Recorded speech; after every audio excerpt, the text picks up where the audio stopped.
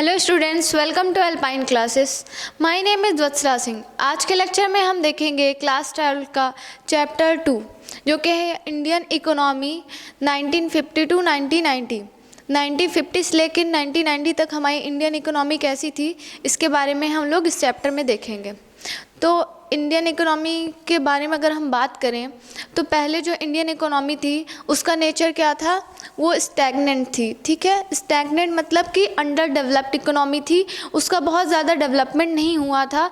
और अगर हम डेवलपमेंट की बात करें तो हमारे इंडिया बहुत पीछे था उस टाइम, वो बहुत डेवलपमेंट की रफ्तार बहुत धीमे चल रही थी, या तो आप कह सकते हैं ना के बराबर था। कोई ऐसे स्टेप्स नहीं लिए जा रहे थे गवर्नमेंट के द्वारा जिससे हमारी इकोनॉमी क्या हो सके, डेवलप हो सके। तो इंडिपेंडेंस के पहले स्टैग्नेंट नेचर की थी हमारी इकोनॉमी और अंडर डेवलप हुआ करती थी। अभी क्या है, अभी डेवलपिंग इकोनॉमी है India. In order to remove the problems to grow the economy, the government adopted the technique of progressive economic planning.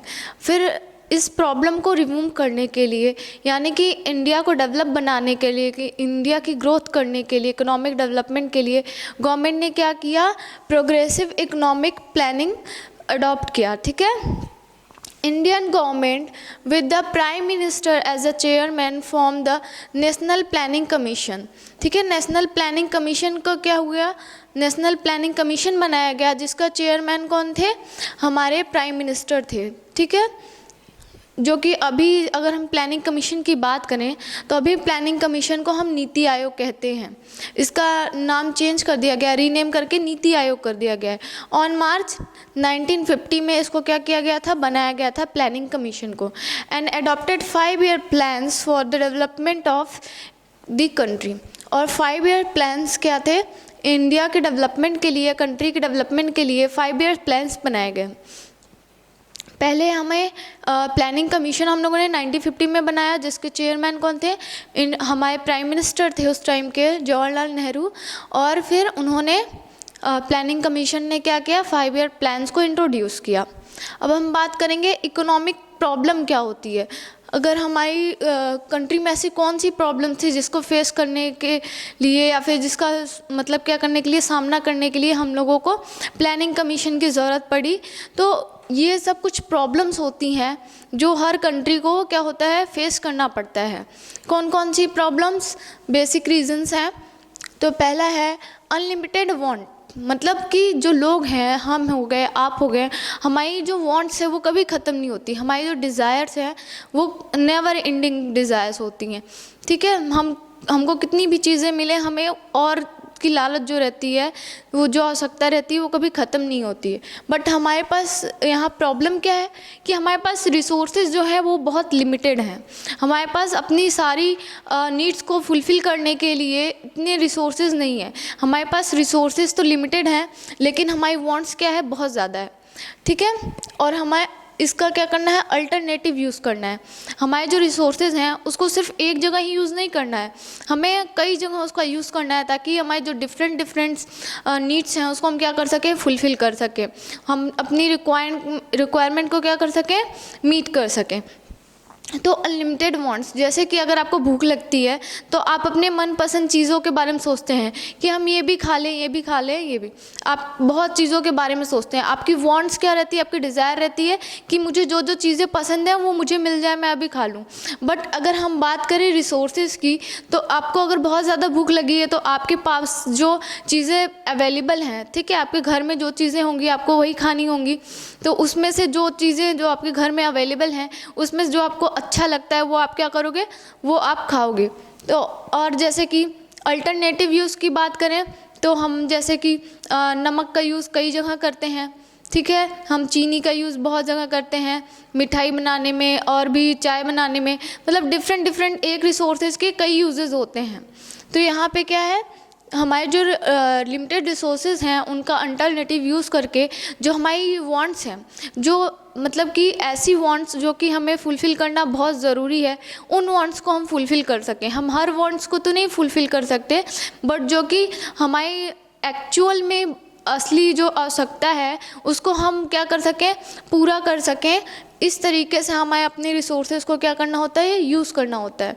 तो इकोनॉमिक प्रॉब्लम में यही होती है कि हमारे वांट्स तो बहुत ज़्यादा हैं बट हमारे पास रिसोर्सेज बहुत कम है, और हमें उन रिसोर्सेज का सिर्फ एक जगह नहीं यूज़ करना है, हमें कई जगह यूज़ करके अपने डिफरेंट वांट्स को क्या करना है, वो फुलफ़िल करना है।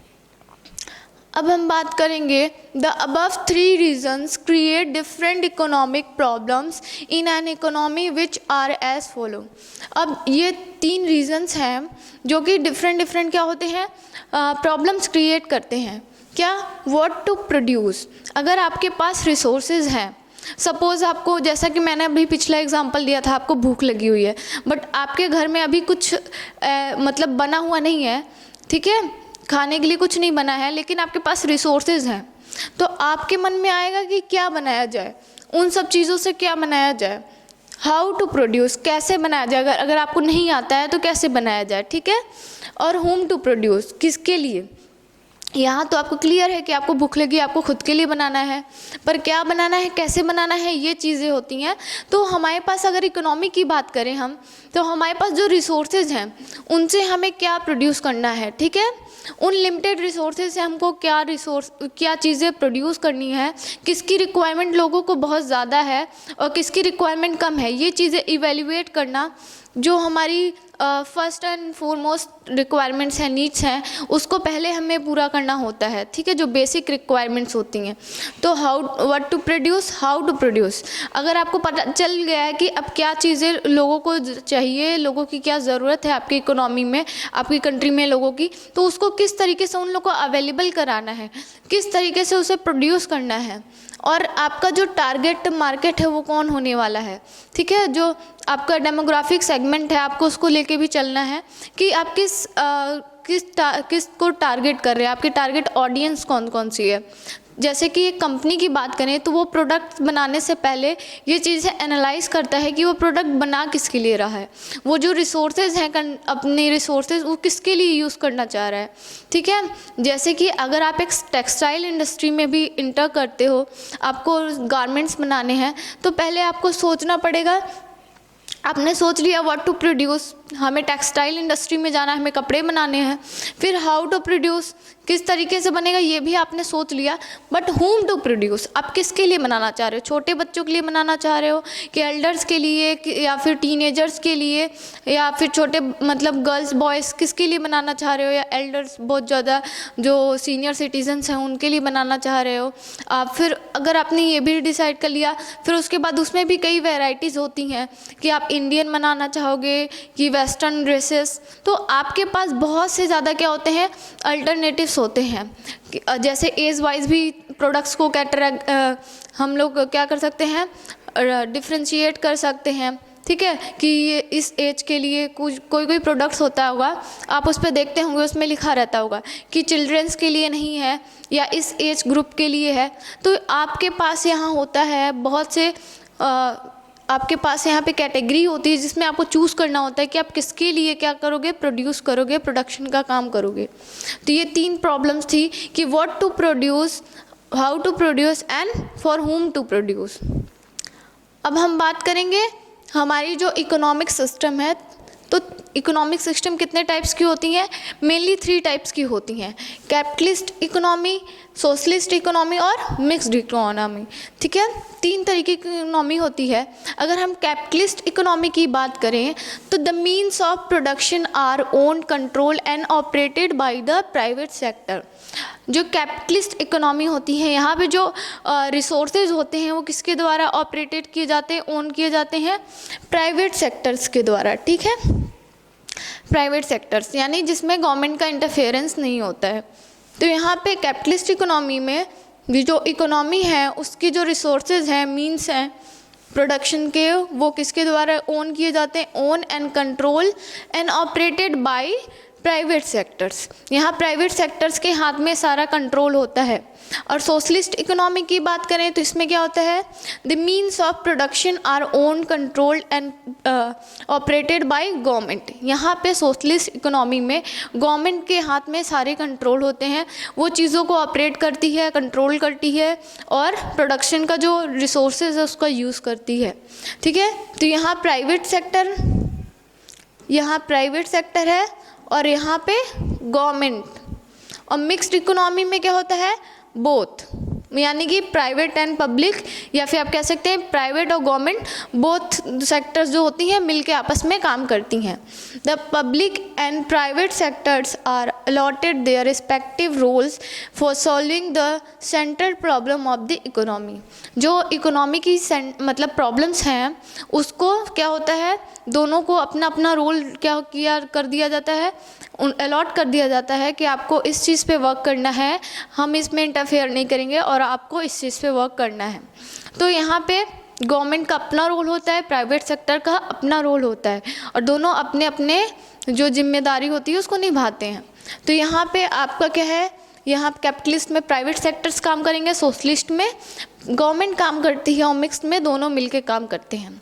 अगर इंडिया की बात करें तो हमारे यहाँ कौन सा इकोनॉमिक सिस्टम हमने अडॉप्ट किया है, हमने मिक्स्ड इकोनॉमिक सिस्टम अडॉप्ट किया है, जिसमें कि कैपिटलिस्ट और क्या कहते हैं सोशलिस्ट दोनों को मिक्स करके, यानी कि प्राइवेट सेक्टर गवर्नमेंट दोनों मिलके क्या करती हैं, काम करती हैं इकोनॉमिक डेवलपमेंट के लिए। इकोनॉमिक प्लानिंग क्या होती है, इकोनॉमिक प्लानिंग की बात करें तो according to planning commission of India, planning commission India का जो है 1950 में बना था, जो जिसके चेयरमैन कौन थे, हमारे प्राइम मिनिस्टर थे। ठीक है, तो economic planning refers to the utilization of country's resources in different development activities in accordance to the national priorities. ठीक है, जो नेशन की प्रायोरिटीज़ है, यानी कि जो ज़्यादा ऐसी आवश्यकताएं जिसको हम प्राथमिकता देते हैं, ठीक है, तो उसको पूरी करने के लिए जो हमारी यहाँ पे है प्लानिंग कमीशन है, वो क्या करती है, काम करती है, इकोनॉमिक प्लानिंग बनाती है, जो कंट्री के डेवलपमेंट के लिए रिसोर्सेज को किस तरीके से उसको ऑप्टिमम यूटिलाइजेशन किया जा सके रिसोर्सेज का, और कंट्री की जो रिक्वायरमेंट्स हैं, प्रायोरिटीज़ हैं, उसको फुलफ़िल किया जा सके, इसलिए क्या करती हैं, काम करती हैं। और ये रिक्वायरमेंट्स को फुलफ़िल करने के लिए हम क्या करते हैं, एक प्लानिंग बनाते हैं, एक प्लान बनाते हैं, एक रोड मैप तैयार करते हैं, जिसको हम क्या कहेंगे, इकोनॉमिक प्लानिंग कहते हैं। ठीक है, तो डेवलपमेंट के लिए कंट्री की जो हम रिसोर्सेज को यूज़ करने के लिए प्लान बनाते हैं उसको हम इकोनॉमिक प्लानिंग कहते हैं। The industrial policy resolution of 1948 and the directive principles of the India Constitution assigned a leading role in the public sector. Private sector was encouraged to be part of the plan efforts. अगर हम economic planning की बात करें तो 1948 में जो industrial policy resolution आया था उसमें क्या हुआ था, उसके डायरेक्टिव प्रिंसिपल्स थे कि Indian constitution assign leading role to the public and private sector. ठीक है, पब्लिक सेक्टर जो है हमारा उसको हमने क्या किया था, लीडिंग रोल दिया था, क्योंकि अगर प्राइवेट सेक्टर्स की बात करें हम, सिर्फ अगर इंडिया में प्राइवेट सेक्टर्स ही काम करेंगे तो वो क्या, उनके पास बहुत ज़्यादा बर्डन आ जाएगा और वो चीज़ों को अच्छे से परफॉर्म नहीं कर पाएंगे। इसलिए private sector and public sector दोनों मिलकर क्या कर रहे थे, इंडिया के डेवलपमेंट के लिए काम कर रहे थे। To make economic planning effective the government of India set up planning commission. और जो हमारी इकोनॉमिक प्लानिंग है उसको हम इफ़ेक्टिव तरीके से इंडिया में क्या कर सके, लागू कर सके, उसको चला सके, इसलिए जो हमारी इंडियन गवर्नमेंट थी उसने प्लानिंग कमीशन बनाया था।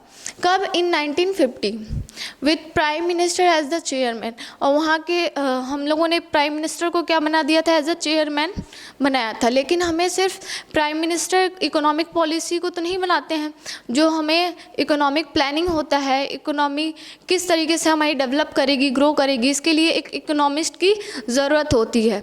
तो वहाँ पे एक और चेयरमैन थे जिनका नाम था प्रोफेसर महल नोबिस। ये क्या थे, first chairman of planning commission. ये आपको याद रखना है, आपके एमसीक्यूज़ में भी आ सकता है कि first chairman of planning commission कौन थे? Professor Mahalanobis. The purpose of the commission was to carefully assess the human and physical resources of the country।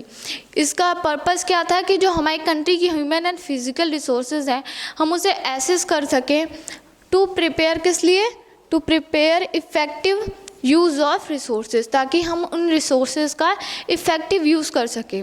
ठीक है, इसका पर्पस था कि हमारे जो ह्यूमन एंड फिजिकल नीड्स हैं उसको हम एसेस कर सकें, फिर उसको एनालाइज करके उसका इफ़ेक्टिव यूज़ ढूंढ सकें कि उसके कहाँ कहाँ हम यूज़ कर सकते हैं, उसके अल्टरनेटिव्स यूजेस के बारे में हम जान सकें। The planning commission fix the plan at 5 year which begins the era of 5 year plan. और जो प्लानिंग कमीशन था उसने क्या किया? 5 ईयर प्लान्स को इंट्रोड्यूस किया, फिर उसके बाद से 5 ईयर प्लान्स स्टार्ट हो गए। ये हैं आपके 5 ईयर प्लान्स और ये उसके ऑब्जेक्टिव। फर्स्ट 5 ईयर प्लान कौन सा था? 1951 से लेकर 1956 तक चला, ओवरऑल डेवलपमेंट ऑफ एग्रीकल्चर। इसका टारगेट था कि जो हमारे एग्रीकल्चर है उसका ओवरऑल डेवलपमेंट किया जा सके। फिर सेकेंड 5 ईयर प्लान था 1956 से 61 तक, इंडस्ट्रियल डेवलपमेंट। इसका टारगेट था इंडस्ट्रियल डेवलपमेंट। फिर थर्ड 5 ईयर प्लान था 1961 से 1966 तक, इसका ऑब्जेक्टिव था self sufficiency in foods, self sufficiency in economy. ये आपके जो डिफरेंट 5 ईयर प्लान्स हैं इसके बारे में आपको पूछा तो नहीं जाएगा, बट आपको ये मटेरियल प्रोवाइड कर दिया गया है, एक बार आप इसको देख लीजिएगा और इसका यूज़ आपको बाद में हो सकता है आए, लेकिन अभी इसमें आपको इतना डिटेल में पढ़ने की ज़रूरत नहीं है। एक बार आप ये सारे नोट्स को देख लीजिएगा। Hello students, welcome to Alpine classes. My name is Vatsala Singh. आज के लेक्चर में हम देखेंगे क्लास 12 का इंडियन इकोनॉमी का चैप्टर 2। इसमें हम लोग इस लेक्चर में हम लोग जानेंगे कि जो 5 ईयर प्लान्स थे उसका क्या गोल था, ऑब्जेक्टिव क्या था, किस लिए उसे लाया गया। प्लानिंग कमीशन लेके आया था 5 ईयर प्लान्स को, हम लोगों ने पिछले लेक्चर में पढ़ा था। तो उसके गोल क्या थे, ऑब्जेक्टिव्स क्या थे? तो पहला ऑब्जेक्टिव है ग्रोथ। ग्रोथ किसकी? हमारे इंडियन इकोनॉमी की। ठीक है, हमारे इंडिया का डेवलपमेंट हो, ग्रोथ हो, ये उसका ऑब्जेक्टिव था। मॉडर्नाइजेशन, मॉडर्नाइजेशन में क्या है कि हमारा इंडिया अगर डेवलप करना है इंडिया को तो हमें किस चीज़ की ज़रूरत होगी? मॉडर्न टेक्नोलॉजीज़ की ज़रूरत होगी, टेक्निक्स की ज़रूरत होगी, इक्विपमेंट्स की ज़रूरत होगी। तो मॉडर्न टेक्नोलॉजीज़, इक्विपमेंट्स, इन सबको अडॉप्ट करना। फिर सेल्फ रिलायंस। सेल्फ रिलायंस मतलब कि हम लोग, जो मोदी जी आज भी कहते हैं कि आत्मनिर्भर भारत, यानी कि हमें किसी और कंट्री पे या फिर किसी और कह सकते हैं फॉरेन कंट्रीज़ पे चीज़ों के लिए डिपेंड होने की ज़रूरत ना हो। हम उन चीज़ों को अपने यहाँ ही क्या करें? प्रोड्यूस करें, अपने यहाँ उसका प्रोडक्शन करें। तो सेल्फ रिलायंस मतलब कि इंडिया आत्मनिर्भर बने। इक्विटी यानी इक्वालिटी है इंडिया में। तो ये था 5 ईयर प्लान्स जो थे उसके मेन ऑब्जेक्टिव्स की बात करें तो वो मेन ऑब्जेक्टिव्स थे। लॉन्ग टर्म गोल्स की बात करें तो लॉन्ग टर्म गोल्स और ऑब्जेक्टिव्स में क्या थे? मॉडर्नाइजेशन। मॉडर्नाइजेशन में क्या है? Adoption of new technology and changes in social outlook. हमारा जो सोशल आउटलुक है उसको चेंज करना और मॉडर्न टेक्नोलॉजीज़ को अडॉप्ट करना। अगर हम पिछले ज़माने की बात करें, बहुत पहले की, तो वहाँ पे क्या होता था, लोग अंधविश्वास में बहुत ज़्यादा बिलीव करते थे। तो उन सब चीज़ों को ख़त्म करना, जो अपने यहाँ एक इंडिया में जो कह सकते हैं बेकार सोच थी या फिर कोई बिलीव था जिसको लोग ऐसे ही फॉलो करते थे, जो कि एक्चुअल में नहीं, मतलब ऐसा होना चाहिए। जैसे कि सती प्रथा हो गई थी और भी बहुत से ऐसे चीज़ें थी जो मतलब इलीगल थी, अच्छी नहीं थी सोसाइटी के लिए, लेकिन लोग उसको फॉलो करते थे। तो उन सब चीज़ों को ख़त्म करना और मॉडर्न चीज़ों को अडॉप्ट करना, टेक्नोलॉजीज़ को अडॉप्ट करना, ये चीज़ क्या है? उसका ऑब्जेक्टिव था लॉन्ग टर्म का। सेल्फ रिलायंस में क्या आता है? रिड्यूसिंग डिपेंडेंस ऑन इंपोर्ट्स, यानी कि हम लोग जो इंपोर्ट्स पे डिपेंड हैं, यानी कि हम लोग जो बाहर से चीज़ों को इंपोर्ट करते हैं उसको रिड्यूस किया जा सके। कैसे? इंपोर्ट सब्स्टिट्यूशंस के द्वारा। इंपोर्ट सब्स्टिट्यूशंस में क्या होता है? ऐसी चीज़ें जो हम लोग इंपोर्ट कर रहे हैं उसको हम इंडिया में ही उसके सब्स्टिट्यूशंस लाएं, यानी कि उसको इंडिया में ही उसके सब्स्टिट्यूशंस को मैन्युफैक्चर करना, ठीक है। तो यहाँ पे सेल्फ रिलायंस की बात की गई। फिर क्या है, इकोनॉमिक ग्रोथ। इकोनॉमिक ग्रोथ कैसे होगी, increase in the aggregate output of goods and services. जो हमारा गुड्स और सर्विसेज है उसके आउटपुट में हम इंक्रीज करके इकोनॉमिक ग्रोथ कर सकते हैं। इक्विटी, इक्विटी में क्या है, reduction in inequality of income and wealth. जो हमारा इनकम और वेल्थ में इनइक्वालिटीज़ है, यानी कि जो पुअर और रिच दो कह सकते हैं हम लोग कैटेगरी बन गई है, उसके बीच जो इनइक्वालिटीज़ है या डिफरेंसेस है, गैप है, उसको फिल करना ही क्या था, उसका मोटिव था। फुल एम्प्लॉयमेंट, फुल एम्प्लॉयमेंट में क्या है, refer to a situation when all the peoples in the working age group is actually engaged in some gainful employment. यानी कि जो ऐसे लोग हैं जिनकी वर्किंग एज हो गई है, ठीक है, जो कि माइनर नहीं है, एडल्ट हैं, जिनको एम्प्लॉयमेंट में लग जाना चाहिए, अभी तक उनको एम्प्लॉयमेंट नहीं मिली है, उनको एम्प्लॉयमेंट प्रोवाइड करना, उनके इनकम का सोर्स देना क्या था, इसका ऑब्जेक्टिव था। तो ये long term goals and objectives थे। अब हम बात करेंगे नीति आयोग की। नीति आयोग, अभी देखिए जो हमारा प्लानिंग कमीशन था उसको क्या किया गया था, मोदी जी ने उसको डिसॉल्व करके नीति आयोग को इंट्रोड्यूस किया। तो ये कब फॉर्म हुआ था, ये फॉर्म हुआ था 1 जनवरी 2015 को। 1 जनवरी 2015 को नीति आयोग को लाया गया। इसका फुल फॉर्म क्या है, national institutions for transforming India आयोग, ठीक है। तो ये इसका फुल फॉर्म है और ये कब आया था, 1 जनवरी को आया था 2015 में। गवर्नमेंट ऑफ इंडिया की पॉलिसी थी जिसके तहत क्या हुआ, नीति आयोग को लाया गया। इसका हेडक्वार्टर कहाँ है, दिल्ली में है, ठीक। Established by prime minister Narendra Modi after having dissolve the planning commission. यानी कि जब नीति आयोग आया तो प्लानिंग कमीशन जो पहले हम लोग का वर्क कर रहा था उसको डिसॉल्व कर दिया गया, ठीक है, उसको ख़त्म कर दिया गया, उसका एग्जिस्टेंस ख़त्म करके नीति आयोग को उसमें कन्वर्ट कर दिया गया, रिप्लेस कर दिया गया। इसका एम क्या है, to foster involvement and participation in the economic policy process, ठीक है, policy making process by state government of India. यानी कि जो हमारी इंडिया में जो पॉलिसी मेकिंग प्रोसेस उसको मतलब फास्ट किया जा सके, ताकि वो इंडिया के जो डेवलपमेंट है, इकोनॉमिक डेवलपमेंट है, उसमें क्या कर सके, एक अपना रोल प्ले कर सके। तो यहाँ पे स्टेट गवर्नमेंट्स की पॉलिसी को सपोर्ट करने के लिए उनकी पॉलिसी में कह सकते हैं आप इंडिया इकोनॉमिक डेवलपमेंट को और भी क्या किया जा सके, सपोर्ट किया जा सके, इकोनॉमिक डेवलपमेंट जो है उसे मोटिवेट किया जा सके, इसलिए क्या हुआ, नीति आयोग को इंट्रोड्यूस किया गया। और इसका चेयरपर्सन कौन है, इसके चेयरपर्सन हमारे प्राइम मिनिस्टर नरेंद्र मोदी हैं, ठीक है। तो ये नीति आयोग है, इसके बारे में जो बताया गया आप पढ़ लीजिएगा, हो सकता है आपको में MCQs में पूछा जा सके। अब इसके फंक्शंस और रूल्स की बात करें नीति आयोग की, तो क्या क्या इसके फंक्शंस हैं, to evolve a shared vision of national development with the active involvement of state. यानी कि हमें नेशनल डेवलपमेंट करना है, ठीक है, और उसमें किसकी इन्वॉल्वमेंट चाहिए, हमें स्टेट गवर्नमेंट्स जो है वो भी क्या है अपना योगदान दें। क्योंकि कोई अगर सेंट्रल गवर्नमेंट ही सिर्फ अगर वो इनिशिएटिव लेती रहेगी कि इकोनॉमिक डेवलपमेंट करना है, इंडिया को ग्रोथ कराना है, या तो हमारा इंडिया को डेवलपिंग इकोनॉमी से डेवलप्ड इकोनॉमी में बनाना है, तो सिर्फ अगर एक पर्टिकुलर पार्टी या फिर आप कह सकते हैं गवर्नमेंट काम करेगी तो नहीं चलेगा। जब हर स्टेट मिल के काम करेगा उसके लिए, वहाँ के लोग अगर उससे जुड़ेंगे इस चीज़ों से, तो क्या होगा, एक्चुअल में इंडिया का डेवलपमेंट हो सकता है। तो यहाँ पे इसीलिए नीति आयोग को लाया गया। उसका फंक्शंस था जो हमारे स्टेट हैं, डिफरेंट स्टेट, उनको क्या किया जा सके, जो हमारे नेशनल डेवलपमेंट प्लान्स हैं उसमें उनको इन्वॉल्व किया जा सके और अपने डेवलपमेंट की स्पीड को क्या किया जा सके, इंक्रीज़ किया जा सके। To develop credible plans at a village level and aggregate this at higher level of government. और यहाँ पे जो विलेज लेवल पे है वहाँ पे भी क्या है, प्लान्स बनाया गया है कि विलेजेस का भी क्या हो, विलेज को भी इम्प्रूव किया जाए, उनको भी उनकी जो स्थिति है बैकवर्ड से उनको क्या किया जा सके, बाहर निकाला जा सके। और वहाँ पे भी जो फैसिलिटीज़ नहीं प्रोवाइड हैं, जो अर्बन एरियाज़ में हैं, और वहाँ के लोग जो क्या कह सकते हैं आप कि जो विलेजर्स हैं वो जैसे जॉब के लिए हो गया या फिर बहुत चीज़ों के लिए क्या करते हैं, सिटी पे डिपेंड करते हैं, क्योंकि वहाँ पे उनके विलेज में वो सारी फैसिलिटीज़ नहीं अवेलेबल है। तो वो फैसिलिटीज़ उनको विलेज में अवेलेबल कराई जाए। जो फार्मर्स हैं जिनको लॉस हो जाता है तो अपना एग्रीकल्चर कंटिन्यू नहीं कर पाते हैं, फिर वो क्या करते हैं, सुसाइड कर लेते हैं, तो उनको फाइनेंशियली क्या किया जा सके, सपोर्ट किया जा सके। तो ऐसे डिफरेंट चीज़ों के लिए विलेज जो है, रूरल एरियाज है, उन लोगों को सपोर्ट प्रोवाइड किया जाए गवर्नमेंट की तरफ से। ये इसका क्या कह सकते हैं, फंक्शंस था। To foster cooperative federalism with the state on continuous basis, recognizing the strong state make a strong nation.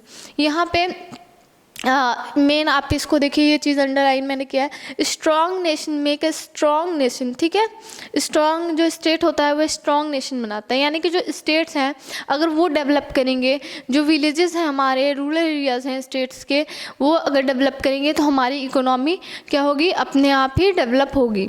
तो यहाँ पे स्टेट्स को स्ट्रॉन्ग बनाने की बात की गई है, जिससे हमारा नेशन भी स्ट्रॉन्ग होगा। और यहाँ पे देखते हैं हम, जो फर्स्ट 5 ईयर प्लान्स था उसका 1951 से 1956 तक का, जिसका टोटल बजट इतना था, तो इसके ऑब्जेक्टिव्स क्या थे और इसकी अचीवमेंट्स क्या की थी। तो ऑब्जेक्टिव्स की बात करें तो जो स्टैंडर्ड ऑफ लिविंग है, यानी लोगों का जो रहने का तरीका है, उसको क्या किया जा सके, बढ़ाया जा सके। ठीक है, जैसे कि एग्जांपल से अगर हम समझते हैं, जैसे कि आपके यहाँ पहले हो सकता है आप लोग हाथ से कपड़े धोते थे, फिर आपने क्या किया, वॉशिंग मशीन आई तो उसे अडॉप्ट कर लिया। पहले आप पानी क्या होता था, लोग घड़े में भर के रखते थे ताकि वो ठंडा हो जाए। अब फ्रीज आ गया, रेफ्रिजरेटर, तो लोग क्या कर रहे हैं, जो मॉडर्न टेक्नोलॉजीज है उसे अडॉप्ट कर रहे हैं, उसे यूज़ कर रहे हैं। तो ये क्या है, उनकी स्टैंडर्ड ऑफ लिविंग को बढ़ा रही है। जैसे लोग पहले चिट्ठी लिखा करते थे, अब मोबाइल आ गया है, टेलीफोन्स। फिर क्या है, कम्युनिटी एंड एग्रीकल्चर डेवलपमेंट, जो हमारी कम्युनिटी है, जो सोसाइटी है, उसको डेवलप करना, एग्रीकल्चर को डेवलप करना। एनर्जी एंड इरिगेशन, जो हमारी इलेक्ट्रिसिटी है या पावर का जो सोर्स है, या इरिगेशन आप कह सकते हैं, जो सिंचाई का सोर्स है, उसको हमें क्या करना है, डेवलप करना है, अच्छा बनाना है। कम्युनिकेशन एंड ट्रांसपोर्ट, और कम्युनिकेशन और ट्रांसपोर्ट को जो है वो भी अच्छा करना।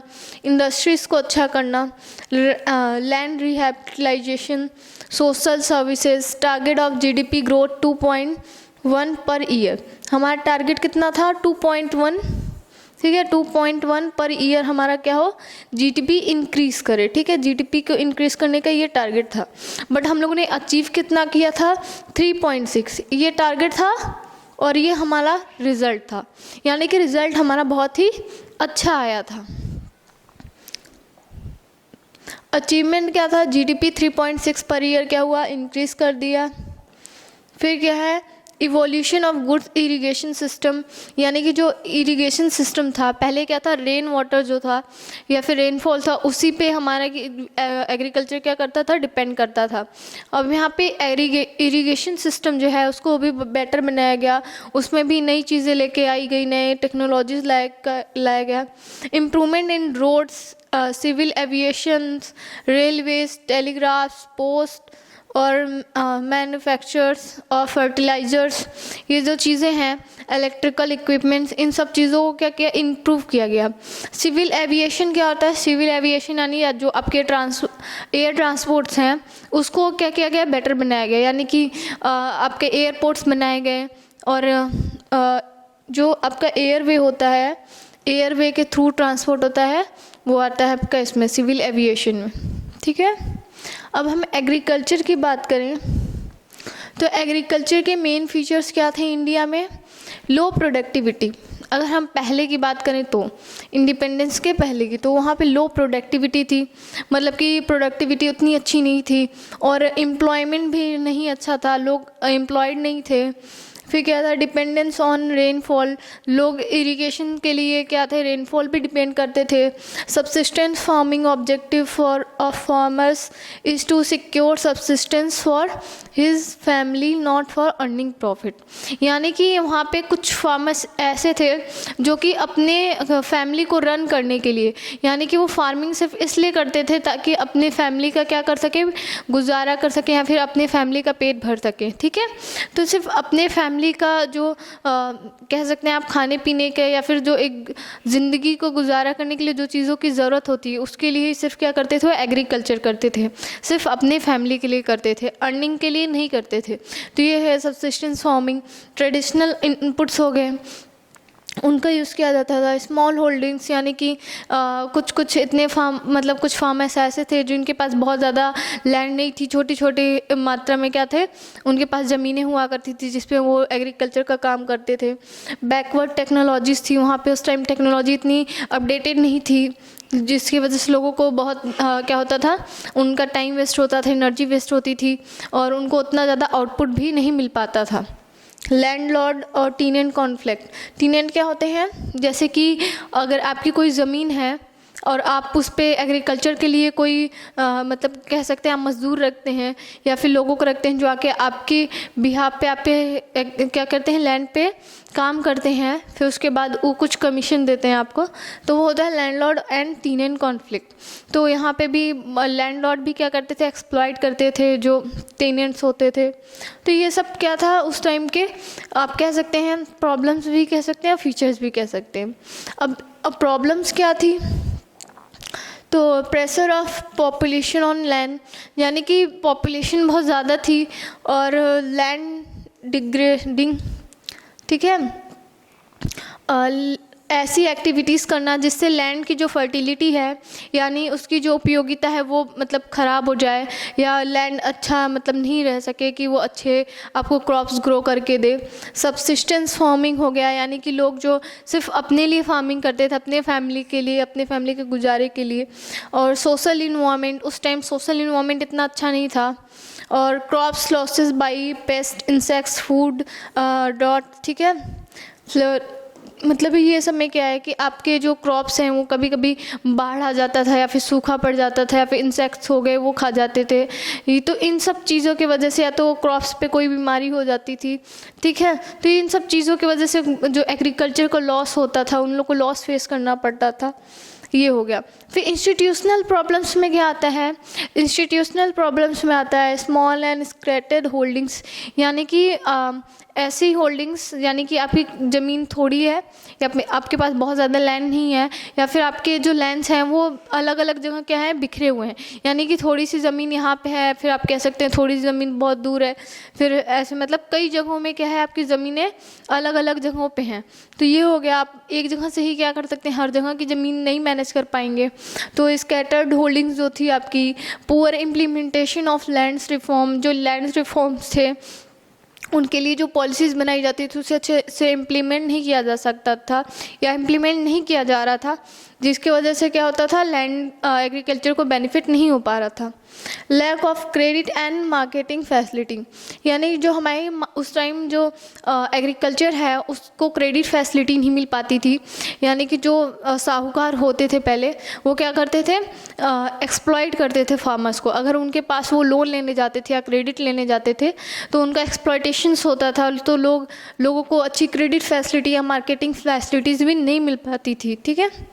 टेक्निकल प्रॉब्लम्स क्या थे कि इरिगेशन फैसिलिटी नहीं थी, लोग क्या थे, रेनफॉल पे ही डिपेंड करते थे मेनली, कि रेनफॉल होगा अच्छी, अगर अच्छी बारिश होगी तो उनकी खेती अच्छी होगी, अगर अच्छी बारिश नहीं होगी तो वो अच्छी नहीं होगी। तो इरिगेशन फैसिलिटीज़ नहीं थी उस टाइम उतनी डेवलप। और वो रॉन्ग क्रॉपिंग पैटर्न, और जो क्रॉपिंग पैटर्न है उनको उतनी नॉलेज नहीं थी कि ये क्रॉपिंग पैटर्न यूज़ करना चाहिए, तो वहाँ पे रॉन्ग क्रॉपिंग पैटर्न्स उन लोग यूज़ करते थे। Outdated techniques of production use हुआ करता था।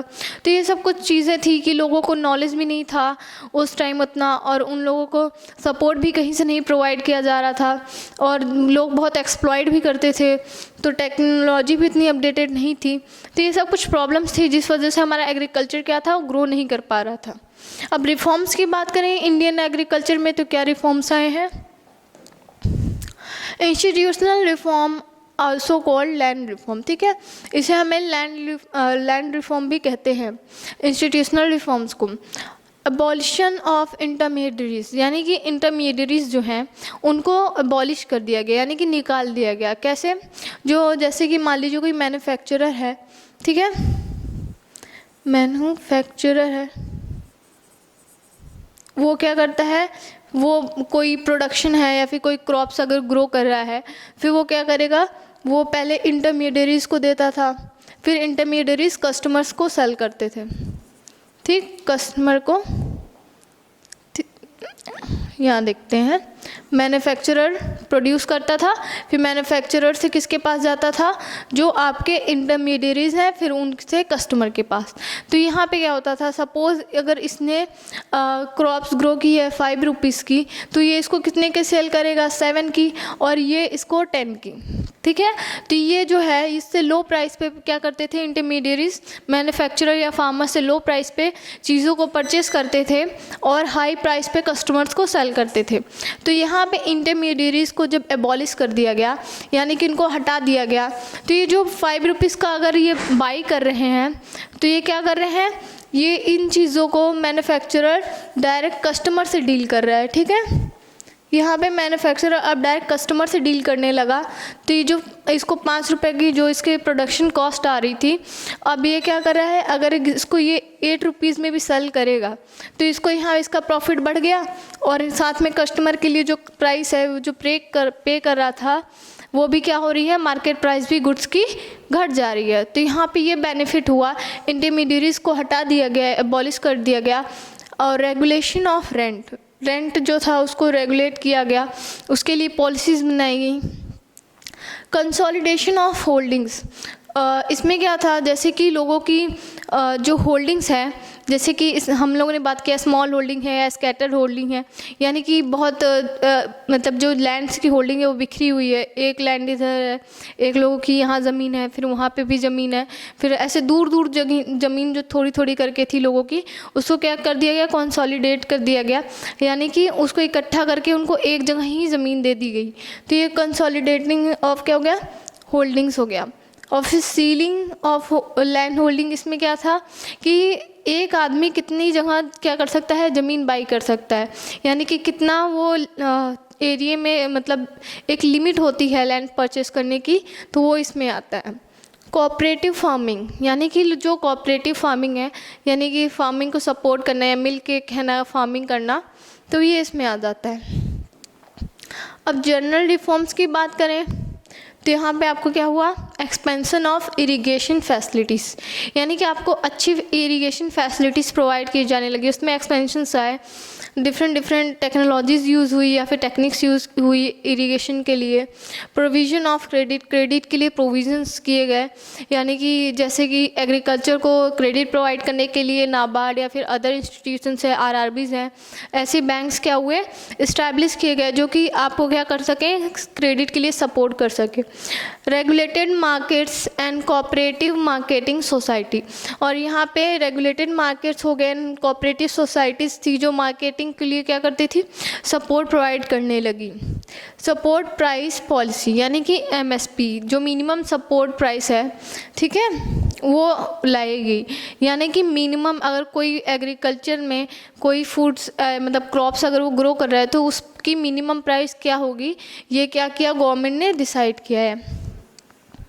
फिर टाइम फॉर एवरग्रीन रिवॉल्यूशन, इसमें क्या है, एवरग्रीन रिवॉल्यूशन में technical reform of green revolution, क्या वो HYV सीड्स जो हैं वो यूज़ किए जाने लगे।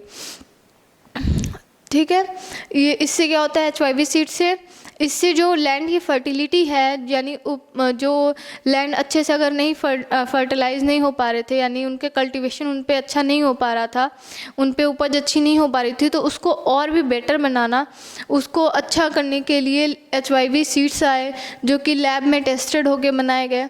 यूज़ ऑफ केमिकल फर्टिलाइजर्स का यूज़ हुआ। Use of insecticides and pesticides for crop protection, यानी कि जो आप कह सकते हैं जो क्रॉप्स को डिसीजेज हो जाती थी या फिर उस पर कीड़े लग जाते थे, उससे बचाने के लिए इन सब चीज़ों का यूज़ होने लगा। साइंटिफिक रोटेशन ऑफ क्रॉप्स, यानी कि लोगों को बताया गया कि आप इस क्रॉप के बाद अगर ये क्रॉप लगाएंगे, फिर इसके बाद ऐसे ये क्रॉप लगाएंगे, यानी क्रॉप का रोटेशन बताया गया। उन लोग को नॉलेज दी गई कि अगर आप इस रोटेशन को फॉलो करेंगे तो इससे क्या होगी, आपकी जो लैंड की फर्टिलिटी है वो क्या होगी, ख़त्म नहीं होगी, आपका लैंड और भी क्या होगा, हमेशा अच्छी उपज आपको देगा। तो यहाँ पे साइंटिफिक रोटेशन के बारे में मतलब लोगों को कह सकते हैं आप, फार्मर्स को नॉलेज दी गई, एग्रीकल्चर किस तरीके से करेंगे तो उनके लिए और उनके ज़मीन के लिए, दोनों के लिए क्या हो गई, अच्छा होगा। Modernise means of cultivation, modernise means of cultivation में यानी कि टेक्नोलॉजीज़ को यूज़ किया गया, एडॉप्ट किया गया कल्टीवेशन के लिए। तो ये सब चीज़ें थी जो कि क्या थी, आपकी रिवॉल्यूशन आई टेक्निकल। फिर अगर अचीवमेंट की बात करें तो अचीवमेंट्स में क्या क्या आएंगे, rise in production and productivity, यानी कि आपकी जो प्रोडक्शन है, प्रोडक्टिविटी है, उसमें क्या हुआ, राइज हुआ, उसमें इंक्रीज़ हुआ। इंक्रीज़ इन इनकम, और लोगों की इनकम भी क्या हुई, बढ़ गई। इसकी वजह से जो फार्मर्स थे, एग्रीकल्चर में इन्वॉल्व थे, ठीक है, उन लोग की इनकम भी इंक्रीज़ हुई। Rise in commercial farming, commercial farming भी क्या हुआ, कॉमर्शियल फार्मिंग को भी एक आप कह सकते हैं इंक्रीज़ मिला, राइज मिला। यानी कि पहले लोग क्या करते थे, कॉमर्शियल फार्मिंग नहीं करते थे, लोग अपने लिए, अपने जीविका के लिए ही क्या करते थे, फार्मिंग करते थे। बट यहाँ पे क्या हुआ, अब लोग कॉमर्शियल फार्मिंग यानी कि बिजनेस के लिए भी फार्मिंग करना स्टार्ट कर दिए, ताकि उन्हें वो क्या करके सेल करके प्रॉफिट अर्न कर सकें। Impact on social revolution, use of new technologies, HYV seeds, fertilizers etcetera. और यहाँ पे न्यू टेक्नोलॉजी, HYV सीड्स को, ये सब क्या है, फर्टिलाइजर्स को अडॉप्ट किया गया एग्रीकल्चर में।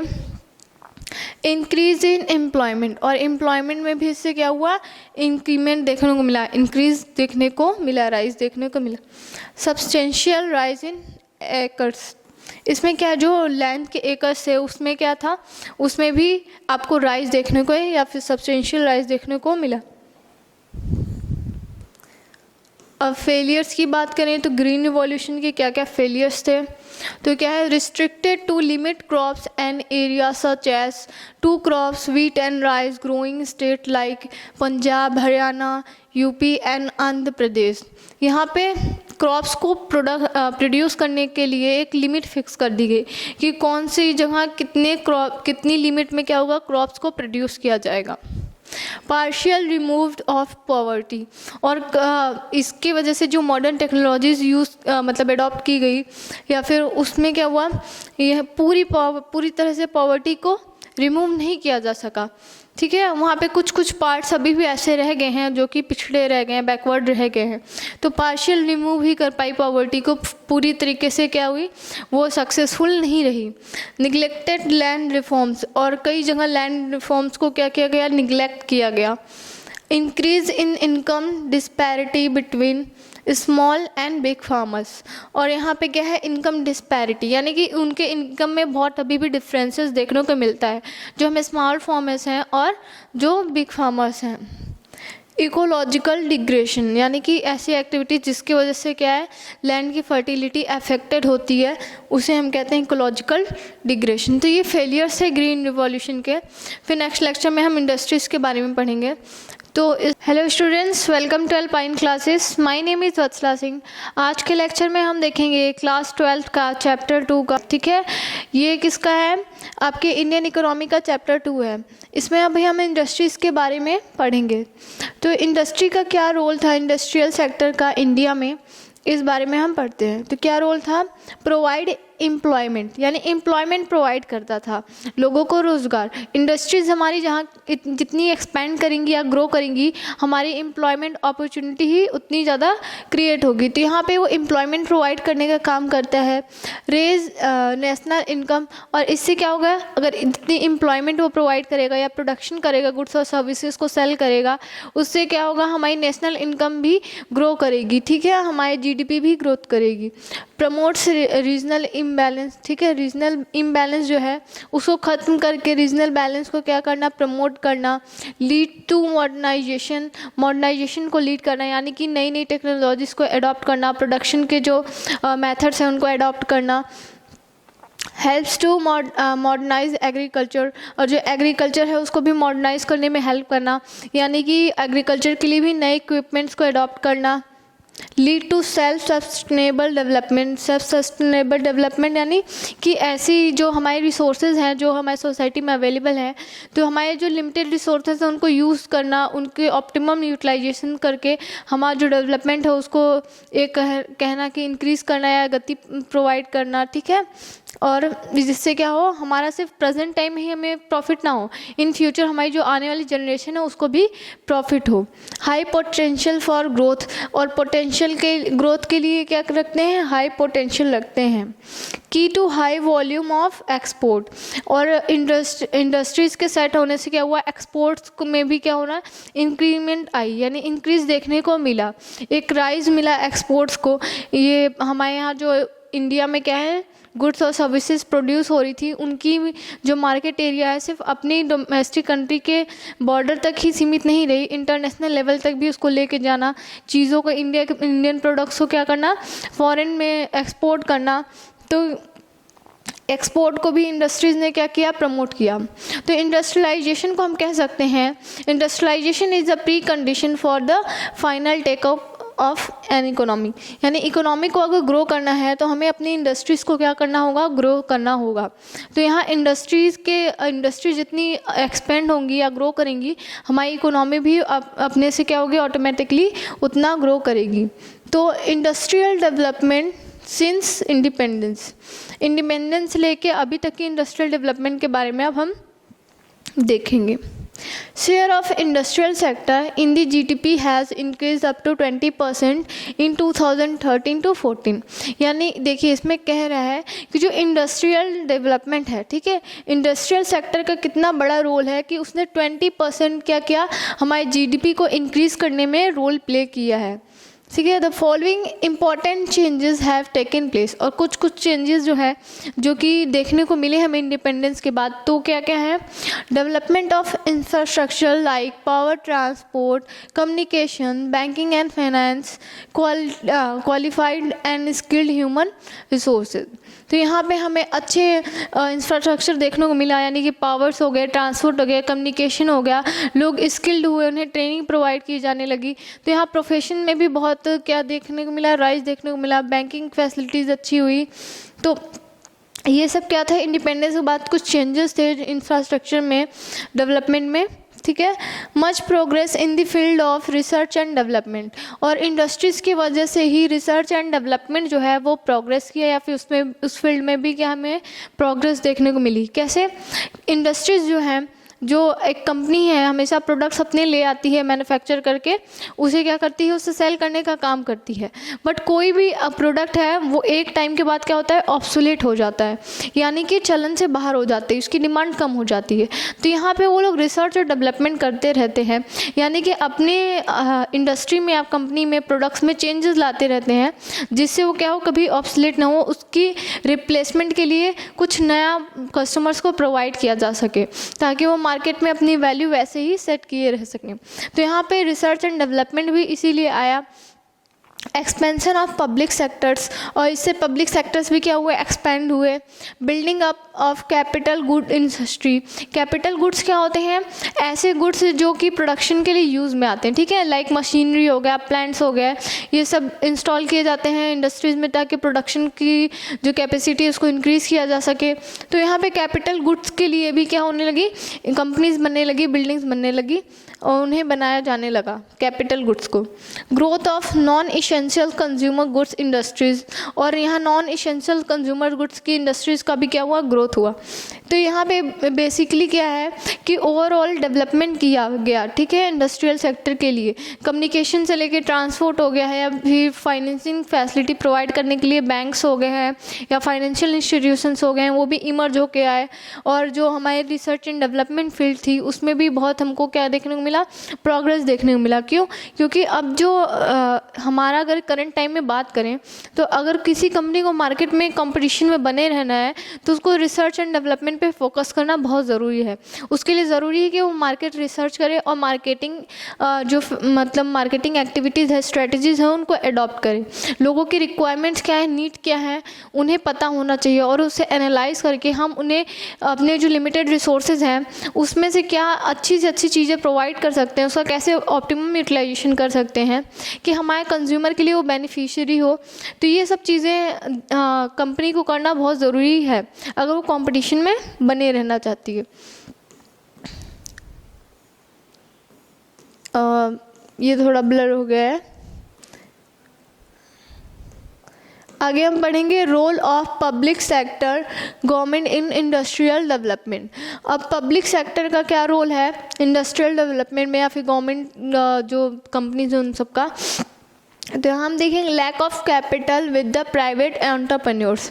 जो प्राइवेट एंटरप्रेन्योर्स हैं यानी कि ऐसे बिजनेसमैन जो कुछ नया करना चाहते हैं और मार्केट में अपना बिजनेस स्टार्ट करें कुछ नए आइडियाज़ के साथ या कुछ न्यू प्रोडक्ट के साथ, तो उनको क्या फाइनेंशियल जो कह सकते हैं आप सपोर्ट है वो प्रोवाइड नहीं किया जा पा रहा है। तो यहाँ पे उनके साथ क्या है, यहाँ पे लैक ऑफ कैपिटल देखने को मिला, उन्हें एक सपोर्ट फाइनेंशियली सपोर्ट नहीं प्रोवाइड किया जा पा रहा है जो हमारे प्राइवेट एंटरप्रेन्योर्स हैं। ठीक है, lack of initiative among the private entrepreneurs demand due to limited size of the market. और यहाँ पे उन्हें इनिशिएटिव भी नहीं प्रोवाइड किया पा रहा है, यानी कि गवर्नमेंट की तरफ से उतने ज़्यादा इनिशिएटिव्स नहीं लिए गए थे कि जो हमारे प्राइवेट एंटरप्रेन्योर्स हैं जो इमर्ज होकर आ रहे हैं, जो नए नए बिजनेसमैन हैं, उनको सपोर्ट प्रोवाइड किया जा सके कि वो मार्केट है जो उसमें अच्छा परफॉर्म कर सकें। Socialist pattern of society main aim of government is to generate employment rather than profits. तो यहाँ पे क्या है, जो गवर्नमेंट का फोकस है वो कहाँ है, सोसाइटी पे है। ठीक है, यहाँ पे गवर्नमेंट जो काम करती है या फिर पब्लिक सेक्टर है उनका मेन एम होता है प्रॉफिट हम बाद में अर्न करेंगे, पहले हम ऐसी मतलब फैसिलिटीज़ प्रोवाइड करें या फिर सर्विस प्रोवाइड करें जिससे हमारी सोसाइटी का क्या हो वेलफेयर हो सके। तो यहाँ पे पूरी तरीके से गवर्नमेंट का फोकस कहाँ है, सोशलिस्ट पैटर्न पे है। ठीक है, तो यहाँ पे एक कह सकते हैं प्राइवेट सेक्टर्स जो हैं, जो एंटरप्रेन्योर्स हैं, उनको इग्नोर किया जा रहा है। तो यहाँ पे सोसाइटी पे क्योंकि फुल फोकस था गवर्नमेंट का, तो यहाँ पे एंटरप्रेन्योर्स जो नए नए आ रहे थे, इमर्ज हो रहे थे, उनको इग्नोर किया गया। डेवलपमेंट ऑफ इंफ्रास्ट्रक्चर, और इंफ्रास्ट्रक्चर में क्या हुआ, डेवलपमेंट देखने को मिला, यानी कम्युनिकेशन हो गया, ट्रांसपोर्ट के मीन्स हो गए, बैंकिंग फैसिलिटीज़ हो गई, ये क्या हुई, ये और बेटर हुई, ये इसमें डेवलपमेंट देखने को हमें मिला। डेवलपमेंट ऑफ बैकवर्ड एरियाज़, और जो हमारे बैकवर्ड एरियाज़ हैं वो उसके लिए भी गवर्नमेंट ने काम किया और वहाँ भी हमें डेवलपमेंट देखने को मिला। To prevent concentration of economic powers, और इकोनॉमिक पावर्स पे क्या है, कॉन्सेंट्रेशन करना। टू प्रमोट इम्पोर्ट सब्स्टिट्यूशंस, और इम्पोर्ट सब्स्टिट्यूशन जैसे हम लोगों ने पहले भी बात किया था कि अगर हम कोई चीज़ें बाहर से मंगा रहे हैं तो अगर हम वो चीज़ बाहर से लेने की जगह अगर अपने यहाँ ही प्रोड्यूस कर सकते हैं तो हमें उसे बाहर से क्यों मंगाना है। ठीक है, जैसे कि अगर आपको भूख लगी है और आपको पिज़्ज़ा खाने का मन है तो आपको अगर खुद बनाने आता है तो उसे बाहर से क्यों परचेस करना, ठीक है, शॉप से जाके क्यों लेना, आप अपने घर में भी उसे बना सकते हो। ठीक है, जैसे मम्मी कहती है बाहर का मत खाया करो, घर में ही बन जाएगा ये चीज़ें।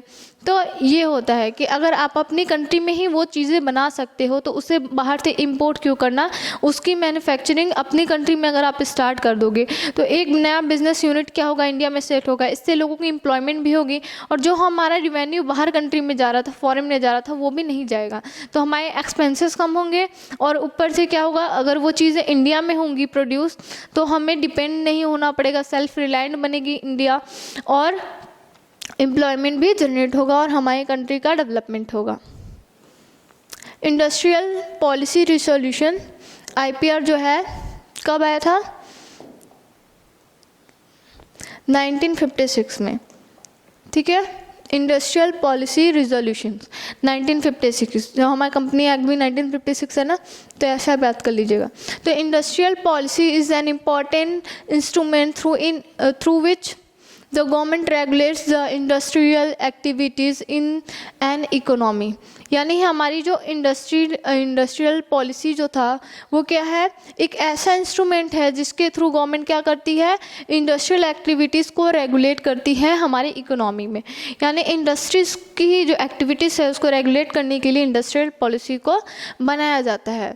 The 1956 resolution laid down the following objectives of industrial policy.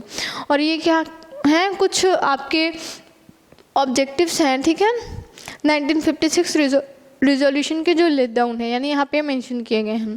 पहला क्या है, to accelerate the growth of industrialization. जो हमारी इंडस्ट्रियलाइजेशन है उसकी ग्रोथ को क्या करना है, एक्सेलरेट करना, यानी कि एक गति प्रोवाइड करना, ठीक है, ताकि हमारी ग्रोथ क्या हो सके, तेज़ी से आगे बढ़ सके।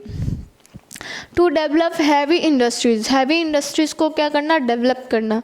टू एक्सपेंड पब्लिक सेक्टर्स, जो पब्लिक सेक्टर्स हैं उनकी भी ग्रोथ करना, उनको भी एक्सपेंड करना। To reduce disparities in income and wealth, ठीक है, जो इनकम एंड वेल्थ के बीच, लोगों के बीच क्या है, डिस्पैरिटीज़ है, जो लो एंड पुअर कह सकते हैं आप कैटेगरी बन गई है, उनके बीच जो गैप है उसको क्या करना, रिड्यूस करना, उसको ख़त्म करना। To prevent monopolies and concentration of wealth and income in the hands of a small member of individuals. Monopoly क्या होता है, जैसे कि सपोज़ कोई प्रोडक्ट है, उसका कोई एक ही मैन्युफैक्चरर है, एक या दो मैन्युफैक्चरर हैं, और सारी वो क्या कर रहे हैं, उनके ऊपर ही वो मार्केट डिपेंड करती है। ठीक, जैसे कि आप कोई प्रोडक्ट ले लीजिए, सपोज़ कोई सोप हो गया, उससे सिर्फ कोई अगर एक मैन्युफैक्चरर हो उसका, तो वो क्या करेगा, उस प्रोडक्ट की हाई प्राइस चार्ज करेगा। क्यों? क्योंकि उसके अलावा उसके कंपटीशन में कोई नहीं है जहाँ से अगर आपको वो हाई प्राइस पे दे, तो आप क्या करें, उसके अल्टरनेशन में दूसरे सेलर के पास जाके वो चीज़ें परचेस कर सकें। तो यहाँ आपके पास कोई क्या है, ऑप्शन नहीं होता है, आपके पास सिर्फ एक ही सेलर होता है उस प्रोडक्ट का। तो यहाँ मोनोपोली को ख़त्म करना भी क्या था, ज़रूरी हो गया था। तो यहाँ मोनोपोली को ख़त्म करने के लिए, ताकि जो इनकम है और वेल्थ है वो क्या हो, सिर्फ एक इंडिविजुअल तक ही सीमित ना रहे, यानी डिस्क्रिमिनेशन ना हो लोगों के साथ, ठीक है, प्राइस को लेके कि आपको बहुत ज़्यादा प्राइस पे किया जाएगा तो आपके साथ क्या होगा, कंज्यूमर के साथ एक्सप्लॉयटेशन होगा। Features of industrial policy resolution 1956। अब इसके फीचर्स क्या क्या हैं, new classification of industries was classified into 3 schedules depending on roll of state. यहाँ पे जो इंडस्ट्रीज़ हैं उनको 3 क्या किया गया, उसमें सेगमेंट्स को में डिवाइड किया गया, जिसका रोल क्या है, स्टेट पे डिपेंड करता है। शेड्यूल ए है जो, उसमें 17 इंडस्ट्रीज़ को इन्वॉल्व किया गया, ठीक है। इसमें क्या किया गया, 17 industries listed in schedule A whose future development would be the responsibility of state. जिसका जो डेवलपमेंट है, यानी कि उसकी ग्रोथ है, वो किस पे डिपेंड करती है, हमारे स्टेट पे गवर्नमेंट करती है। स्टेट के जो डिसीजंस होंगे उस पे क्या होगी, उसकी ग्रोथ डिपेंड करेगी। शेड्यूल बी में क्या था, 12 इंडस्ट्रीज़ को इन्वॉल्व किया गया, जिसका क्या था, private sector could B supplement the effort of public sector with the state taking sole responsibility of starting new units. यहाँ पे क्या हुआ, यहाँ पे भी स्टेट का ये रोल था कि न्यू यूनिट्स जो हैं, यानी कि न्यू बिजनेसेस जो हैं, स्मॉल बिजनेस हो गए, एंटरप्रेन्योर्स है, जो एंटरप्रेन्योर से इमर्ज होकर आ रही हैं, उनको आपको सपोर्ट प्रोवाइड करना है और आपकी रिस्पॉन्सिबिलिटी है कि उसकी ग्रोथ हो। शेड्यूल सी, इसमें क्या था, other residual industries were left open to private sectors. यहाँ पे अदर रेसिजुअल क्या है, इंडस्ट्रीज़ को ओपन किया गया प्राइवेट सेक्टर्स के लिए। Stress on the role of cottage and small scale industries, और यहाँ पे जो cottage and small scale industries थी वो क्या हुआ, उसके भी डेवलपमेंट के लिए जो उनको लॉस फेस करना पड़ रहा था, उसको कैसे हम मीट अप किया जा सके, उनका कैसे ग्रोथ हो सके, यहाँ पे फोकस किया गया। इंडस्ट्रियल लाइसेंसिंग में क्या है, industries in the private sector could be establish only through a licence from the government. यहाँ पे इंडस्ट्रीज़ को कहा गया कि जो प्राइवेट सेक्टर्स की थी कि आप तभी अपनी इंडस्ट्री को क्या कर सकते हो, ओपन कर सकते हो, स्टार्ट कर सकते हो, जब आपको गवर्नमेंट से लाइसेंस मिल जाएगा। तो ये कुछ कंडीशंस थी जो कि उन्हें फॉलो करने लगी। तो इस लेक्चर में इतना ही, फिर नेक्स्ट लेक्चर में हम small scale industries. Hello students, welcome to Alpine classes. My name is Vatsala Singh. आज के लेक्चर में हम पढ़ेंगे क्लास 12 का इंडियन इकोनॉमी का पार्ट स्मॉल स्केल इंडस्ट्रीज के बारे में पढ़ेंगे कि स्मॉल स्केल इंडस्ट्रीज क्या होती हैं। तो देखते हैं क्या होती हैं। Small scale industries are those industries in which the manufacturing, production and rendering of services are done on a small और माइक्रो स्केल। यानी जहाँ पे जो चीज़ें हैं, यानी मैन्युफैक्चरिंग का काम है या फिर ऑपरेशन का काम है, बिजनेस को रन करने का काम है, वो बहुत ही क्या होता है, स्मॉल या माइक्रो लेवल पे होता है, परफॉर्म किया जाता है। This industries make a one time investment in machinery, plant and equipments but does not exceed 10 crores and annual turnover does not exceed 50 crores। यानी कि ये जो है ऐसी इंडस्ट्रीज होती हैं जो कि अपने मशीनरी या प्लांट जो वन टाइम इन्वेस्टमेंट करती हैं, ठीक है, किसमें, अपने एसेट्स में वन टाइम इन्वेस्टमेंट करती हैं। मशीनरी हो गया, प्लांट्स हो गए, इक्विपमेंट्स हो गए, बट ये जो इन्वेस्टमेंट है इनके द्वारा इन सब फिक्स एसेट में इन्वेस्टमेंट किया जा रहा है वो 10 करोड़ से ज़्यादा नहीं होना चाहिए, और जो इनका एनुअल टर्नओवर है वो 50 करोड़ से एक्सीड नहीं करना चाहिए। तो ये एक लिमिट है स्मॉल स्केल इंडस्ट्रीज़ के लिए। अगर ये कंडीशन वो फुलफ़िल करती है तो वो क्या होगी, स्मॉल स्केल इंडस्ट्रीज़ में उसको काउंट किया जाएगा। अब कैरेक्टरिस्टिक्स की बात करें तो स्मॉल स्केल इंडस्ट्रीज़ की क्या क्या कैरेक्टरिस्टिक्स है। तो पहला है लेबर इंटेंसिव एम्प्लॉयमेंट ओरिएंटेड, ठीक है। लेबर इंटेंसिव क्या होता है, यानी कि इंडिया में अगर हम बात करें तो इंडिया क्या है, लेबर इंटेंसिव कंट्री है। यानी कि यहाँ पे लोग क्या करते हैं, लेबर बहुत ज़्यादा सस्ता है, यानी कि लोग ज़्यादा हैं, एम्प्लॉयमेंट कम है। तो labour intensive employment orientation, self employment, यानी कि स्मॉल स्केल इंडस्ट्रीज़ के थ्रू लोग क्या होते हैं, सेल्फ एम्प्लॉयड भी हो सकते हैं।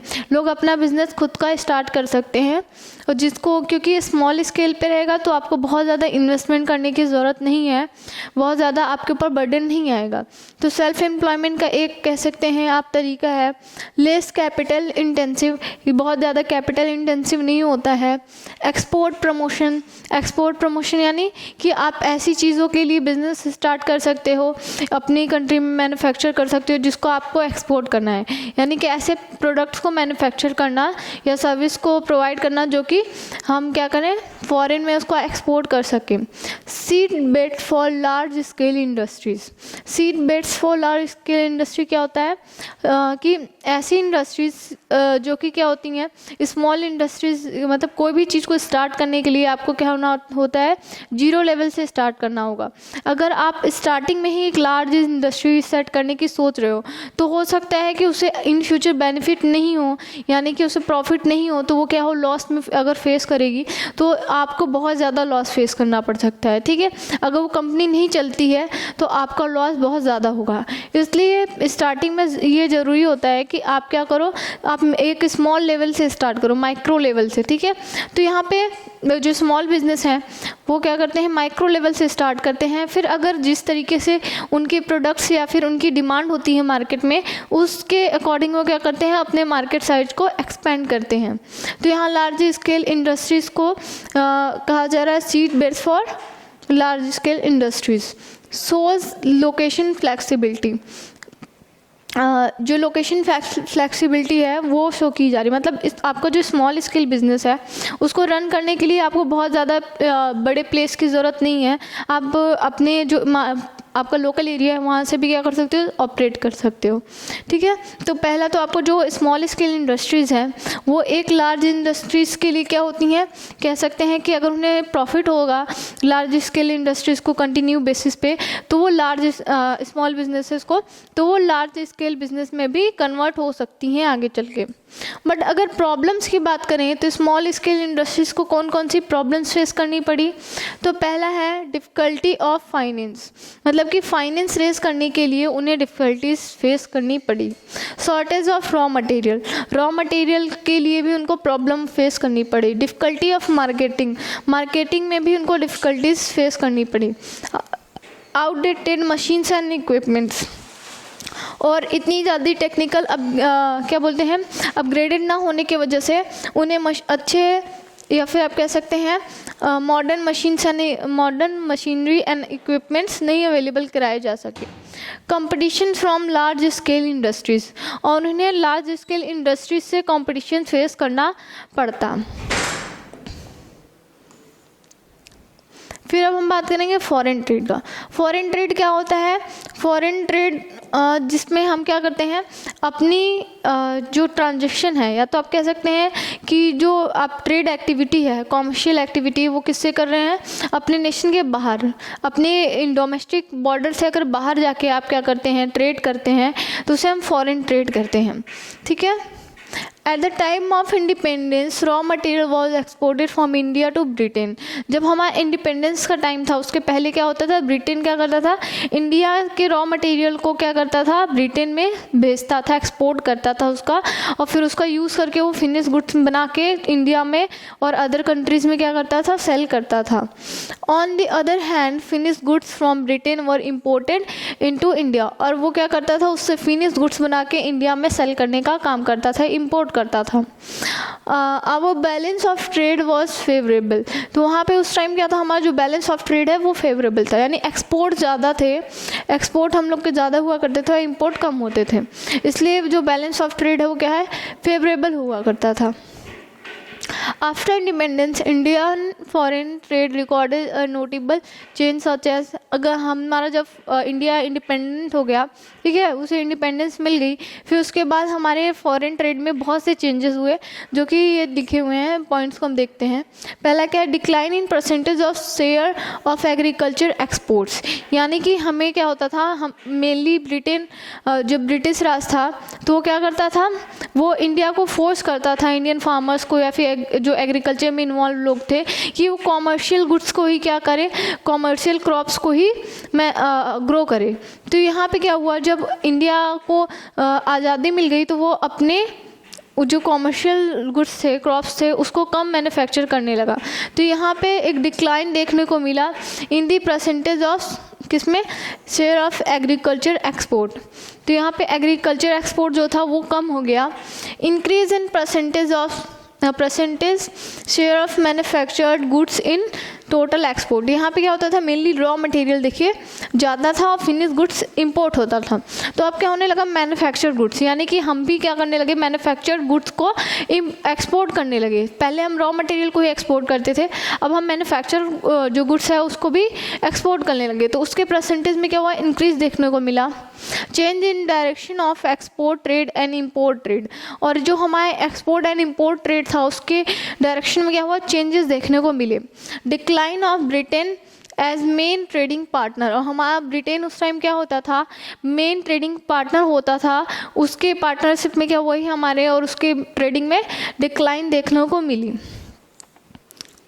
ट्रेड पॉलिसी की बात करते हैं, तो ट्रेड पॉलिसी में क्या है, the first 5 year plans of India, जो 5 ईयर प्लान्स थे, ठीक है, जो पहले 7 ऐसे 5 ईयर प्लान्स थे, the trade was commonly called an inward looking trade strategy. उसमें क्या था, हमारे इंडस्ट्रीज़ को ग्रो करने के लिए, ट्रेड को मोटिवेट करने के लिए ज़्यादा क्या किया गया, फोर्स किया गया, ठीक है। The strategy is technically known as import substitutions, और उसे हमें क्या कहा गया, इस स्ट्रेटजी को हम इम्पोर्ट सब्सटीट्यूशंस भी कह सकते हैं, यानी कि ऐसी चीज़ों जिसके लिए हम फॉरेन कंट्रीज़ पे डिपेंडेंट हैं, यानी दूसरी कंट्रीज़ पे डिपेंड हैं, उसको हम अपनी कंट्री में ही मैन्युफैक्चर करें, उसका सब्सटीट्यूशंस अपनी कंट्री में ही मैन्युफैक्चर करना, ये इम्पोर्ट सब्सटीट्यूशंस होता है, ठीक है। It helps to save foreign exchange by reducing imports of goods, और इससे क्या होता है, अगर हम इम्पोर्ट सब्सटीट्यूशंस को अडॉप्ट करते हैं तो इससे हमारा जो फॉरेन एक्सचेंज है, ठीक है, जो अपनी कंट्री का जो करेंसी है जो हम फॉरेन कंट्री को दे रहे हैं, यानी हमारे जो एक्सपेंसेस हैं वो क्या होंगे, कम होंगे और हमारी सेविंग होगी, ठीक है। तो यहाँ पे इम्पोर्ट्स ऑफ गुड्स क्या होगा, रिड्यूस हो जाएगा। created a protected market and large demand for domestically produced goods, यहाँ पे क्या है, आपको एक प्रोटेक्टेड मार्केट क्या हुआ, देखने को मिलेगा और large demand of domestically produce goods, और क्योंकि वो अपनी कंट्री में प्रोड्यूस होगा इसलिए उसकी डिमांड भी ज़्यादा होगी और लोग उस पर ज़्यादा रिलाई कर पाएंगे, यानी ज़्यादा विश्वास कर पाएंगे। Help to build a strong industrial base in our country which directly leads to economic growth. और क्योंकि हम चीज़ें बाहर से मंगा नहीं रहे हैं तो हमारा एक्सपेंसेस कम हो रहा है और अपने यहाँ प्रोड्यूस कर रहे हैं, इससे क्या हो रहा है, एम्प्लॉयमेंट अपॉर्चुनिटीज़ भी आ रही हैं और इससे क्या होगा, लोगों की इनकम बढ़ेगी तो नेशनल ग्रोथ होगा। तो इकोनॉमिक ग्रोथ के लिए भी क्या है, एक आप कह सकते हैं इकोनॉमिक ग्रोथ भी इससे तेज़ी से होगा। अब देखते हैं criticism of import substitution strategy. अब इसकी कुछ क्रिटिसिज्म के बारे में बात करते हैं। It did not lead to growth, ये ग्रोथ को क्या करता है, लीड नहीं करता है, ठीक है। Lack of competition implied lack of modernization, और कंपटीशन भी यहाँ पे कम हो जाते हैं और मॉडर्नाइजेशन, यानी कि क्योंकि हमें फॉरेन कंट्री से हम नहीं कर रहे हैं इंपोर्ट, तो हमें नहीं पता है कि कौन कौन सी टेक्नोलॉजीज़ का यूज़ किया जा रहा है या मेथड या इक्विपमेंट्स यूज़ हो रहे हैं, तो यहाँ मॉडर्नाइजेशन को भी क्या होती है, मॉडर्नाइजेशन भी स्लो हो जाता है। Growth of inefficient public monopolies, यहाँ पे क्या होता है, पब्लिक मोनोपोलीज यानी ऐसे मैन्युफैक्चरर्स आ सकते हैं मार्केट में जो कि क्या कह सकते हैं, एक इंडिविजुअल मैन्युफैक्चरर है, उसके कंपटीशन में कोई और मैन्युफैक्चरर नहीं है, तो मोनोपोली एक क्रिएट हो सकती है मार्केट में आपकी। It did not lead to inefficiency, ठीक है, ये एफिशिएंसी को लीड नहीं करता है। तो ये कुछ उसके क्रिटिसिज्म थे हमारे किसके, ये क्रिटिसिज्म थे हमारे इंपोर्ट सब्स्टिट्यूशंस के। अब इंडस्ट्रियल लाइसेंसिंग की बात करते हैं। तो इंडस्ट्रियल लाइसेंसिंग क्या होती है कि हम लोगों ने पढ़ा था पिछले वाले लेक्चर में कि इंडस्ट्रियल लाइसेंसिंग में जो प्राइवेट सेक्टर्स थे उन्हें इंडस्ट्री सेट करने के लिए गवर्नमेंट से लाइसेंस लेना ज़रूरी होता है। Licensing is tool for channelizing scarce resources in predetermined priority sector of an economy। priority sector यानी कि ऐसी चीज़ें जो कि आपको पता है कि हाँ इस चीज़ों की नीड बहुत ज़्यादा है मार्केट में, आपके सोसाइटी में, इकोनॉमी में, तो उन सब चीज़ों को अचीव करने के लिए जो आपके स्केयर रिसोर्सेज हैं, ठीक है, जो स्केयर रिसोर्सेज हैं यानी लिमिटेड रिसोर्सेज हैं, उसको इस तरीके से मैनेज करना, उसको ऑप्टिमम यूटिलाइजेशन करना कि आप उन सब चीज़ों को क्या कर सको, चैनलाइज करके जो आपके प्रायोरिटी सेक्टर्स हैं इकोनॉमी के उसको फुलफिल कर सको। The industries development and resolution act IDR was enacted इन 1951। तो IDR कब आया था, 1951 में। तो ये सब कुछ जो मेन पॉइंट्स हैं कि कब कौन से एक्ट आ रहा है, कब कौन सी कंपनी इस्टेब्लिश हुई है, तो ये सब चीज़ें आप अलग से लिख के याद कर लिया करो, आपके MCQs में आ सकता है। तो मेन ऑब्जेक्टिव क्या था IDR का, 1951 जो IDR एक्ट था, industrial development and resolution act, इसके ऑब्जेक्टिव्स क्या थे, regulation of industrial development in accordance with plan priorities, ठीक है, जो इंडस्ट्रियल डेवलपमेंट है उसको इस तरीके से रेगुलेट करना कि वो क्या हो सके, जो प्लान हमारा प्रायोरिटीज़ है उसको हम अचीव कर सकें। अवॉइडेंस ऑफ मोनोपोली, और जो हमारी मार्केट है उसमें मोनोपोली की सिचुएशन क्रिएट ना हो, यानी किसी प्रोडक्ट का एक सिंगल ही मैन्युफैक्चरर या डिस्ट्रीब्यूटर ना हो, और भी उसके कंपटीशन में भी कह सकते हैं और भी अल्टरनेटिव्स कस्टमर्स को प्रोवाइड किए जाए। बैलेंस्ड रीजनल डेवलपमेंट, और जो हमारा रीजनल डेवलपमेंट है उसे हमें क्या कर सके, बैलेंस कर सके, उसमें इम्बैलेंस देखने को ना मिले। Prevention of undue competition between large scale industries and small scale industries, जो लार्ज स्केल और स्मॉल स्केल इंडस्ट्रीज़ हैं उनके बीच कंपटीशन ना हो बहुत ज़्यादा, उसको प्रिवेंट करना, ठीक है, क्योंकि अगर लार्ज स्केल इंडस्ट्रीज से स्मॉल स्केल इंडस्ट्रीज compete करना चाहेगी तो मार्केट से बाहर हो जाएगी, तो यहाँ पे उन सब चीज़ों से उसको प्रिवेंट करना। Optimum utilization of scarce foreign exchange resources, जो फॉरेन एक्सचेंज रिसोर्सेज हैं जो कि बहुत स्केयर हैं, लिमिटेड है, उनका हम क्या करना, ऑप्टिमम यूटिलाइजेशन, यानी कि जितना अच्छे से हो सके उसका अच्छा सा आउटपुट निकाल के देना। Under this act the following were applicable, और यहाँ इस एक्ट के अंदर कुछ चीज़ें हैं जो एप्लीकेबल होंगी, क्या है वो,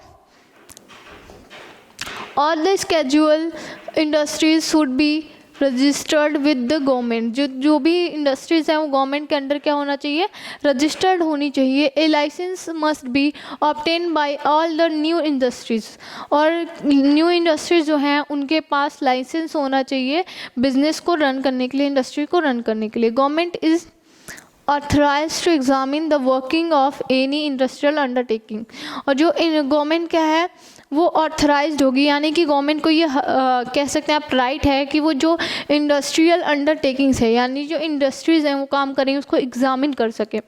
अगर इन केस अगर जो अंडरटेकिंग है वो कंटिन्यू टू बी मिसमैनेज, यानी कि वो अच्छे से मैनेज नहीं की जा रही हैं, उन्हें अच्छे से नहीं रन किया जा रहा है, उनके द्वारा कुछ इलीगल एक्टिविटीज़ या फिर वाइड एग्रीमेंट्स किए जा रहे हैं, तो क्या कर सकती है government can take over its management.